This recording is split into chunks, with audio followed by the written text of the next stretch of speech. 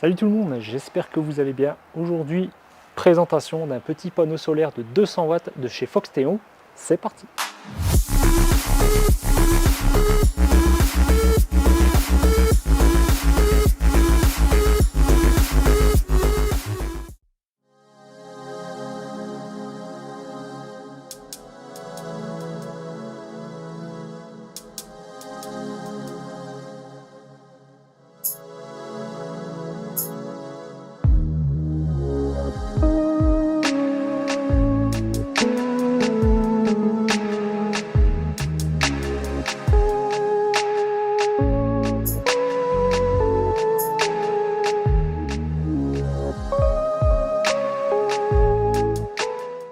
Donc voici le panneau solaire de chez Foxtéon, le SP200, donc 200 watts de puissance.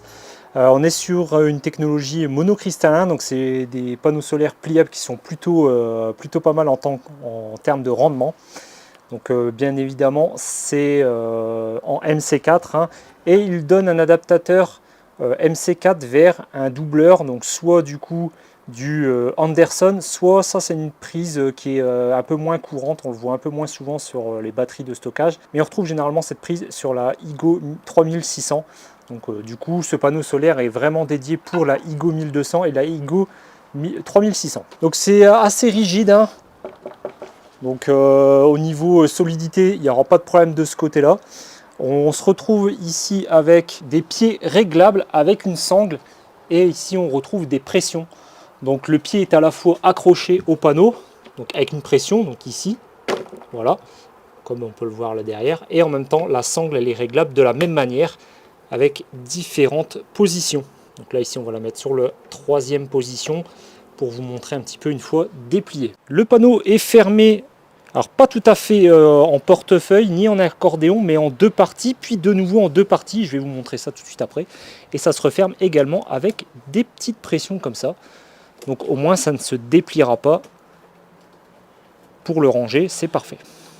Donc vous voyez, ça se déplie comme ça en une première partie, puis ensuite une deuxième, comme ceci.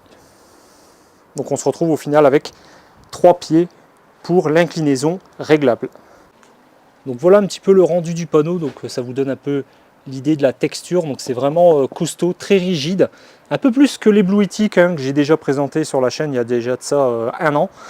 Donc là donc en 4 parties, au niveau dimension c'est plutôt assez compact hein, même si une fois au sol déplié ça prend un peu de place, mais une fois replié voilà ça fait une petite mallette avec une poignée bien rigide. Donc du coup pour le transport ça c'est vraiment bien, ça va durer dans le temps. Par contre, pas de tissu tout autour hein, pour protéger un peu les bords. Donc sur la partie qui sera au sol, il faudra faire attention parce que ça risque de s'abîmer dans le temps, je pense. On retrouve quand même des choses intéressantes comme des œillets ici un petit peu partout. Donc on en a 1, 2, 3 sur le haut et 3 sur le bas. Ce qui fait qu'en fait, vous allez pouvoir très bien le fixer sur une palissade, un grillage, enfin peu importe. En tout cas, si vous ne voulez pas le mettre au sol mais le fixer sur une surface, via voilà, des crochets par exemple, bah, c'est totalement possible. Alors il est IP65, donc c'est bien certifié, précisé dans la documentation fournie avec. Donc il est résistant aux éclaboussures d'eau, donc une légère petite pluie, etc. Ça posera pas de problème, contrairement à d'autres que j'ai pu tester où justement comme c'est des contours en tissu, bah, dès que ça prend l'eau, ça pourrait s'infiltrer. Là il n'y aura pas de souci. Néanmoins dans la documentation, hein, il précise bien de ne pas le laisser constamment sous la pluie, dans l'humidité, etc. Voilà, IP65 c'est pour les petites projections d'eau, donc on va dire que s'il y a une petite averse qui menace, même s'il pleut un petit peu dessus, vous avez le temps de le remballer sans se précipiter, donc ça c'est plutôt une bonne chose. Donc on va procéder au test, j'ai ramené la IGO 1200 pour tester la puissance, on va voir combien ça sort.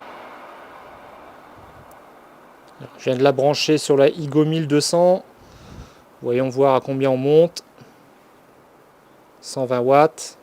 Alors la IGO a du mal à prendre les 200 watts de solaire, je l'avais déjà constaté avec d'autres panneaux solaires, mais bon voilà, ça a tendance à fluctuer un petit peu, voilà, 92, 110, je pense que ça doit vraiment jouer en fonction de la puissance, enfin l'autonomie restante de la batterie. Là ça fluctue entre 100, 92 et voilà, 126, ça augmente un petit peu, c'est le temps que ça se stabilise peut-être. Mais on testera aussi avec une autre batterie tout à l'heure et on verra qu'il délivre bien plus que 126. Hein. J'ai déjà eu des pics à 160, 170 watts de puissance sur ce panneau. Donc, je viens de brancher une autre batterie que vous connaissez aussi, hein, que j'ai déjà présenté sur la chaîne. Et regardez combien on monte. Donc, en plus, elle est assez basse. Donc là, on est à 135 watts. Donc ça varie un petit peu. Là, il y a un petit peu d'ombre.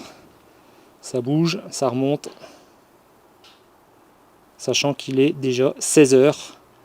Donc forcément, on n'aura pas le maximum de la journée. Et on est au mois de octobre. Hein, donc. Bon, après, on a un léger voile nuageux aussi, hein, qui n'aide pas. Mais voilà. Donc j'ai pu le tester dans d'autres conditions qui m'ont permis d'atteindre les 160-170 Wh. Donc c'était plutôt pas mal. Là, on est à 130, voilà, 136. Ça reste intéressant. Hein. Le Blue Yeti que j'avais déjà présenté de 200 watts avait quasiment les mêmes performances. Mais voilà, ici le Foxtéon, on est quand même sur quelque chose de bien moins cher. Voilà, donc c'est tout pour cette vidéo. Donc j'espère qu'elle vous aura plu. Donc vous retrouverez le lien de ce panneau en description. Donc vous pouvez l'acheter facilement sur Amazon. Donc je crois qu'il est autour des 399 € hors promo. Sachant que les Blue Yeti, on était beaucoup plus chers. Hein. Et en plus, on est sur franchement des puissances à peu près équivalentes. Donc en termes de tarifs et de puissance, ils se valent. Voilà, donc maintenant, à vous de voir si vous préférez ce type de panneau sans tissu, sans rien. Sinon, globalement, c'est à peu près la même chose. On retrouve une poignée. Celui-ci a quand même les avantages d'avoir des œillets. Donc du coup, si vous voulez le fixer quelque part plutôt que juste le poser au sol, bah, c'est possible. Donc toutes les infos en description. Donc comme d'habitude, le petit pouce en l'air, ça fait plaisir. Hein. Si la vidéo vous a plu, n'hésitez pas à la partager. Retrouvez tous les bons plans, les liens, etc. sur mon site internet également. Et si vous êtes à la recherche d'un professionnel pour tous travaux, par exemple pour l'installation de panneaux photovoltaïques, et que vous ne pouvez pas le faire vous-même, vous voulez absolument passer par un professionnel, je vous invite à aller sur mon site internet qui vous donnera un lien vers le site viteundevis.com qui vous mettra en relation avec des professionnels de votre région, justement, et qui fait un comparatif pour avoir les meilleurs devis. C'est sans engagement, il n'y a rien à payer, mais ça vous permet de pouvoir découvrir des installateurs professionnels proches de chez vous pour vos projets. Vous retrouverez donc le lien de mon site internet en description.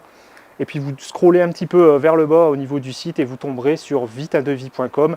Il suffit de cliquer, remplir le formulaire, décrire votre projet et ensuite tout se fera automatiquement au niveau des contacts. Hein. On reviendra vers vous, vers des devis de professionnels de votre région.